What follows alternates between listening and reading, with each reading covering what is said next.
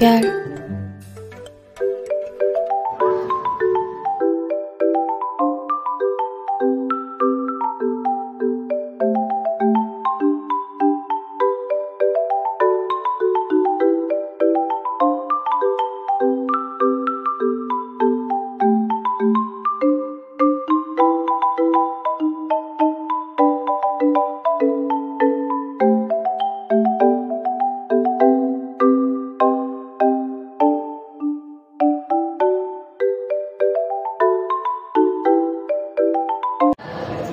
Bismillahirrahmanirrahim. Alhamdulillahirrahmanirrahim. Wassalatu wassalamu ala rasulillah.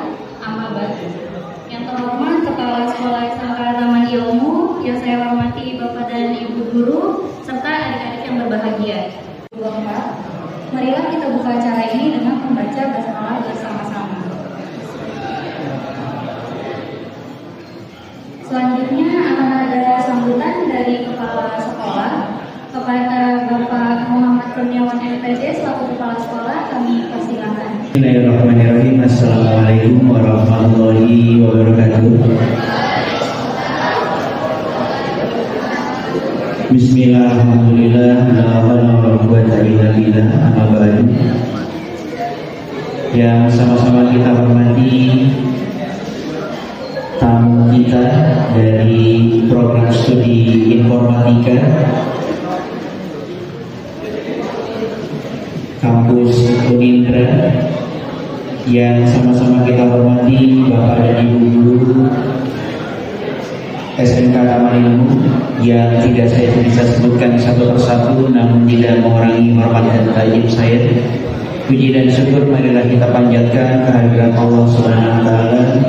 Pada siang hari ini kita bisa kembali lagi di masjid tercinta kita, yaitu Masjid Rodatul.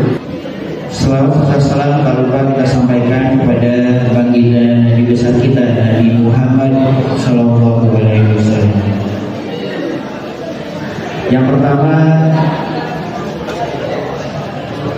saya sampaikan perihal ucapan terima kasih kepada kakak-kakak dari program studi informatika dari Unindra yang telah menyempatkan waktu untuk bisa berbagi pengetahuan tentang pendidikan seksual untuk SMK Taman Ilmu pada hari ini. Dan ucapan maaf yang sebesar-besarnya kepada teman-teman dari Unindra atas sarana dan prasarana atau jamuan yang kita berikan pada siang hari. Dan saya harap pertemuan siang hari ini bisa kita tindak lanjuti ke depannya nanti dengan kampus Unindra, dan siapa tahu nanti di sini teman-teman ada yang mau melanjutkan ya ke perguruan tinggi. Di sana banyak sekali fakultasnya, mungkin nanti bisa tanya-tanya sama kakak-kakaknya apa saja program studi yang ada di sana seperti itu. Dan semangat, meskipun hari ini hari Sabtu, selamat mendengarkan apa yang akan diberikan materi pada siang hari ini oleh teman-teman dari Unindra. Dan insya Allah pada siang hari ini kalian bisa mendapatkan ilmu terkait pendidikan seksual yang lebih bermanfaat untuk kalian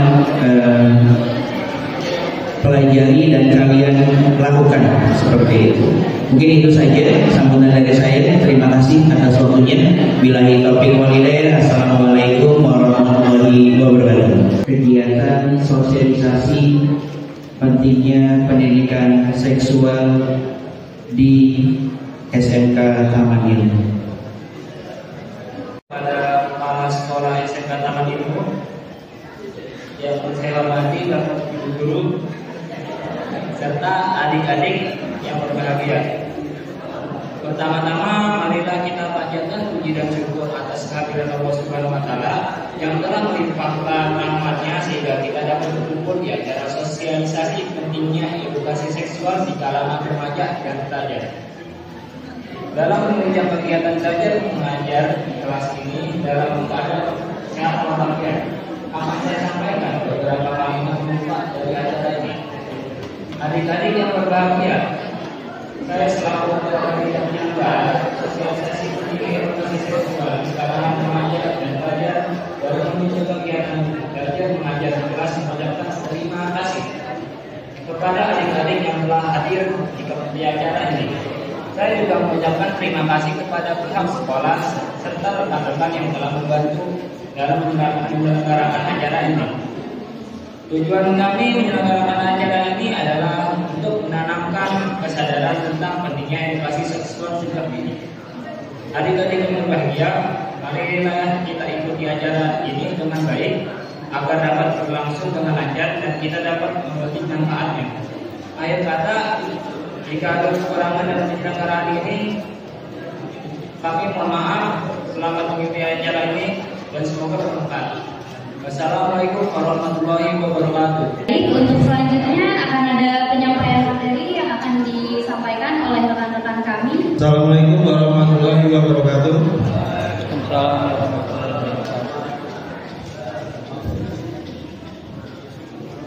Kali ini kita akan menjelaskan materi tentang pentingnya edukasi seksual di kalangan remaja atau pelajar. Yang pertama adalah apa itu kekerasan seksual? Kekerasan seksual adalah suatu bentuk kekerasan yang melibatkan tindak atau ancaman tindakan seksual yang tidak dikehendaki oleh korban. Contohnya adalah di Catahu 2002 menyatakan dinamika pengaduan langsung ke Komnas Perempuan terkumpul sebanyak 338,496 kasus yang berbasis gender. Perkenalkan, saya Muhammad Abdul. Saya akan menjelaskan definisi kekerasan seksual. Yang pertama adalah kekerasan seksual verbal, yaitu kekerasan yang melibatkan emosional. Kekerasan verbal misalnya ketika seseorang menggunakan ucapannya untuk mendominasi, mengejek, memanipulasi, dan menghina yang lain, serta mempengaruhi kesehatan mental orang tersebut. Di Indonesia ada dasar hukum terkait pelecehan seksual verbal, yaitu pasal 281 ayat 2 KUHP yang mengatur tindak pidana pencemaran nama baik yang dapat mencakup pelecehan verbal, dan juga undang-undang tentang pornografi, yaitu pasal 8, pasal 9, pasal 34, dan pasal 35 yang mengandung ketentuan terkait dengan perlindungan terhadap pelecehan seksual verbal. Tidak hanya verbal, ada juga kekerasan seksual non verbal, yaitu kekerasan pada kasus pelecehan di mana komunikasi non verbal digunakan sebagai sarana pelecehan baik secara fisik dan non fisik. Untuk pelaku kekerasan non verbal ini akan dikenakan tindak pidana kesusilaan mengenai pencabulan non verbal yang dirumuskan dalam pasal 289 KUHP, pasal 290 KUHP, pasal 292 KUHP, pasal 293 KUHP, pasal P, dan pasal 296 KUHP. Sekian saja, terima kasih. Dan dilanjutkan oleh teman saya. Assalamualaikum warahmatullahi wabarakatuh. Perkenalkan, nama saya Nurul Iqbal. Perkenalkan? Belum. Oke, saya akan menerangkan jenis contoh kekerasan seksual secara verbal. Yang pertama, menyampaikan ucapan yang memuat rayuan. Pernah kan kalian rayuan? Gitu, ya. Apalagi cowok rayuan gombalnya banyak banget, ya kan? Selanjutnya lelucon, bercandaan. Ya, kadang-kadang bercandanya berlebihan. Ya, terus selanjutnya atau siulan. Pernah siul nggak? Disiul sama cowok. Atau cewek nyiul ke cowok? Enggak. Nah, selanjutnya yang siulan itu bernuansa seksual. Nah, yang laki-laki hati-hati kalau siul. Kalau kesiul ke burung nggak apa-apa, tapi kalau perempuan hati-hati, itu termasuk seksual secara verbal yang tidak kita ketahui. Nah, itu kita terasa, oh, kan anjing deh tuh yang laki siul ke perempuan. Kadang-kadang ada yang perempuan juga siul ke laki-laki. Ya, zaman sekarang banyak yang dibalik. Selanjutnya melecehkan tampilan fisik. Nah, ini dia yang sering terjadi, sekol-sekolan. Ya nggak? Oh, nggak sengaja, kadang-kadang pura-pura. Ya, banyak sekali kejadian-kejadian apalagi yang berita sekarang itu di kereta lagi berdesak-desakan tuh pura-pura dempet, padahal lagi dirasain. Pernah nggak begitu kamu? Oh, pernah. Kondisi tubuh dan atau identitas gender korban dan yang lain-lain. Selanjutnya, contoh kekerasan seksual secara non-verbal. Yang pertama, memperlihatkan alat kelamin sendiri. Pernah nggak? Yang laki-laki pernah? Apalagi apalagi pas nunjukin foto, pernah nggak? Nggak pernah. Mudah-mudahan kalian nggak pernah ya di sini mah ya. Di sini, oh di luar mah. Selanjutnya, baik secara pribadi maupun secara umum. Pernah nggak kalian lihat berita di kereta juga tuh ada seorang bapak yang megang alat kelaminnya sendiri sehingga divideokan tuh. Pernah nggak berita itu? Jawab. Iya, kayak pernah aja lah. Gitu. Makanya tuh kami yang sering kamar mandi jangan-jangan begitu lagi. Alhamdulillah ya. Selanjutnya, menatap bagian seksual orang lain dengan pandangan yang menggoda. Nah, yang perempuan ini sering sekali, makanya jangan pakai pakaian ketat. Kadang-kadang kalau cowoknya iya, pernah ngerasain itu yang teriak-teriak. Kadang-kadang udah ngeliat nih, udah kedip-kedip. Wah, gitu. Apalagi kan kalau perempuan ke cowok jarang, tapi kebanyakan laki-laki ke perempuan, apalagi pakai ketat, kelihatan dia memang. Terus menggesek-gesekkan laki-laki ke orang lain. Nah, iya. Kamu nggak begitu? Ya, saya aja. Ya, kadang-kadang mencari kesempatan di dalam kesempitan, ya. Tapi ini banyak sekali kejadian-kejadian ini, tapi yang untuk gesek-gesekan ini mungkin jarang ya. Yang sering terjadi itu adalah pandangan itu, ya, ketika apalagi berpapasan dengan cowok ganteng atau cewek yang seksi. Kadang-kadang cowok kan ada baik akalnya, ya kan? Selanjutnya, mengirimkan gambar yang tidak diinginkan. Nah, ini gambar-gambar porno yang ini termasuk kekerasan secara non-verbal. Selanjutnya dan lain-lain, ya, banyak sekali. Nah, faktor terjadi kekerasan seksual pada remaja. Yang pertama, kurangnya perhatian orang tua dan lingkungan sekitar. Nah, kurangnya perhatian orang tua kenapa? Cuek-cuek aja tuh. Kita punya handphone, orang tua paling ngecek. Enggak juga kan? Kadang-kadang orang tua mau ngecek, kadang-kadang ganteng kamu daripada orang tua kan. Dibantah, betul nggak? Ya, zaman sekarang seperti itu. Yang kedua, pergaulan bebas. Nah, enggak cuma pergaulan sini, kadang-kadang di luar. Kamu di sini alim, di luar belum tentu. Kadang-kadang kalau udah bergaul di luar sana, ya ikut, ya cukup lah, mau ikut boleh ke hotel gitu, mes gitu. Selanjutnya, masih lemahnya hukum di Indonesia untuk predator seksual. Nah, ini sayang sekali memang kalau kita rasakan di Indonesia ini masih kurang ya, kurang banget untuk hukum-hukum yang kuat ya terkait seksual yang ada di Indonesia. Kadang-kadang kalau artis-artis yang banyak yang orang yang berduit itu kalau melakukan seksual ini kadang-kadang dilolosin aja. Ya, jadi di Indonesia ini masih kurang dengan kekuatan hukumnya. Selanjutnya ada kuasa dan kesempatan. Dan yang kelima, riwayat kekerasan seksual di masa lalu. Ya, jadi faktor-faktor terjadi kekerasan ini ada 5. Ya, jadi kurangnya perhatian lingkungan sekitar, pergaulan bebas, masih lemahnya hukum, dan ada kuasa dan kesempatan dan riwayat kekerasan seksual. Nah, dampak korban kekerasan seksual. Nah, yang pertama adalah menimbulkan stres. Kadang-kadang kalau kita sehari aja tuh nggak membayangin yang aneh-aneh, kadang-kadang pusing malah. Ya nggak? Rasanya nggak begitu. Berarti kalau rasanya pernah tuh kayak gitu.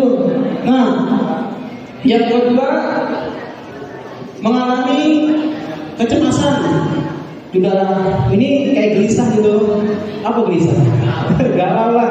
Kalau nggak melihat satu hari aja tinggalan, itu kamu udah galau ya. Oh biasanya ini enak nih kalau lihat ini gambar-gambar ini, apalagi sekarang banyak lah di sosial media itu gambar-gambar ketika kita lagi klik kadang-kadang timbul sendiri. Tapi kebanyakan sekarang slot muncul sendiri di Google kita, gitu. Betul nggak? Berarti sekarang slot gitu. Selanjutnya menurunnya konsep diri, memicu self-blaming dan depresi yang berpanjangan. Depresi itu kalau orang yang tak pernah karena udah kecanduan melihat video porno atau seksual dan sebagainya, kepengen lagi itu biasanya kayak merokok udah nyobain sekali. Nah besoknya pengen lagi pusing malah gitu. Ya, jadi sama. Kegiatan apa kekerasan seksual itu atau video-video porno itu kalau kita udah melihat sekali, pengen lagi besok, penasaran, dihindari itu, ya. Jadi apa yang kalian lihat video-video yang menjurus ke sana itu adalah termasuk kekerasan seksual.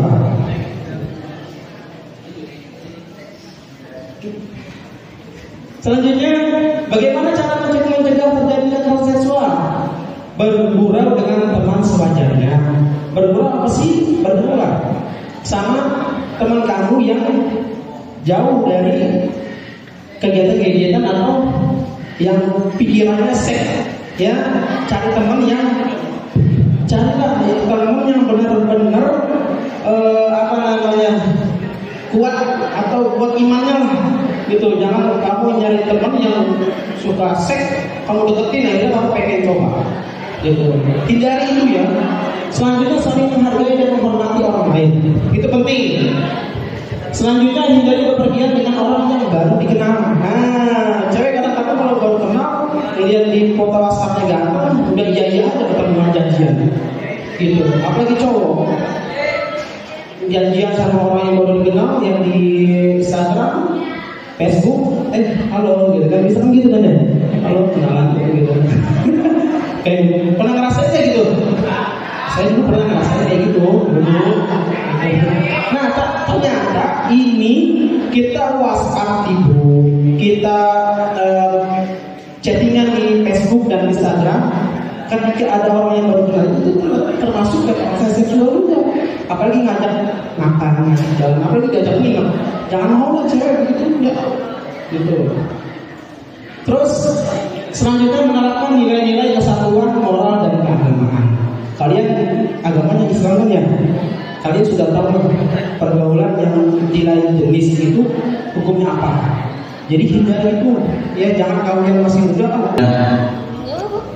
Apa yang dimaksud self-blaming?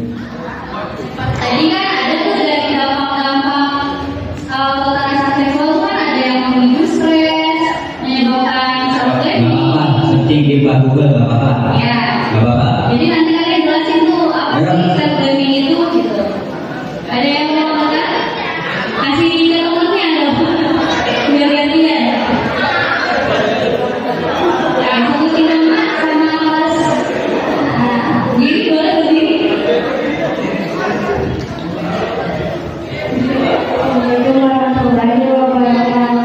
Waalaikumsalam warahmatullahi wabarakatuh. Nama saya Rahmawati dari kelas 10 PM2. Apa itu self-blaming? Menyalahkan diri sendiri. Dan jadi self-blaming di sini adalah kondisi di mana ketika kita menjadi korban kekerasan seksual, kita bisa saja menyalahkan diri kita sendiri, gitu. Oke, pertanyaan selanjutnya. Gak bisa. Loh. Ada lagi. Siapa yang mau nanya? Maju ke depan. Ini pertanyaan selanjutnya ya, yang gampang-gampang aja. Apa yang harus kita lakukan jika menjadi korban kekerasan seksual? Ulangi lagi ya. Apa yang harus kita lakukan jika teman kita menjadi korban kekerasan seksual? Ayo, kita sebagai teman nih, apa sih yang harus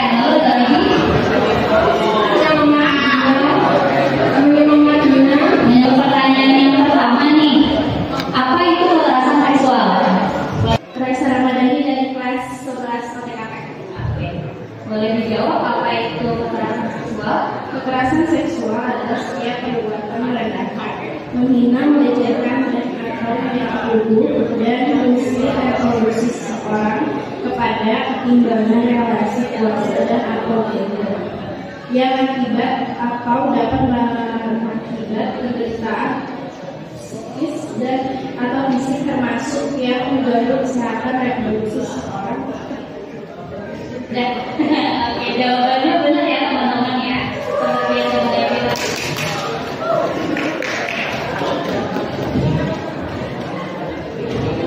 Jenis-jenis kekerasan seksual. Kenapa nama saya Wilam Abdul Rahman dari kelas SMP 1? Karma dan nama Verba.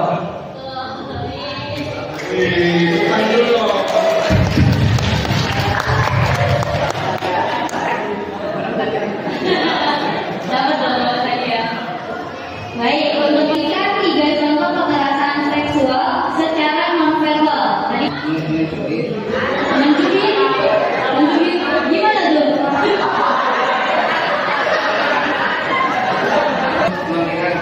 Memegang bagian apa? Bagian sekali. Yang kedua apa? Yang kedua.